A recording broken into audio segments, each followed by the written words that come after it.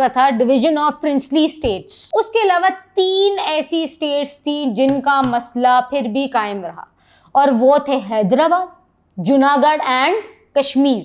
حیدرآباد کے نظام تھے اور انہوں نے یہ کہا کہ جی ہم جو ہے اپنی انڈیپینڈنٹ ایک اسٹیٹ چاہتے ہیں, انڈیا اور پاکستان سے الگ, اور ان کا کہنا یہ تھا کہ ہم لوگ الگ اپنا ایک نظام چلانا چاہتے ہیں. لیکن ایسا نہیں ہوا اور انڈیا نے اپنی فورسز کے تھرو ادھر انیکسیشن کرا دی. بالکل اسی طرح جوناگڑھ میں بھی ہوا کہ مسلم جو تھے وہ لیڈر تھے, لیکن اس کے باوجود یہ ہوا کہ جو انڈین پاپولیشن تھی وہ بھی چاہتی تھی پاکستان کے ساتھ مرج ہونا, لیکن انڈیا نے پھر اپنی فورسز بھیج کے انیکسیشن کرا دی. اور آخری جو مسئلہ ابھی تک چلتا آ رہا ہے وہ ہے مسئلہ کشمیر کا. جی بچوں, اور مسئلہ کشمیر جو ہے اس کی وجہ سے آج تک پاکستان اور انڈیا کے جو ریلیشنز ہیں وہ صحیح نہیں ہو سکے.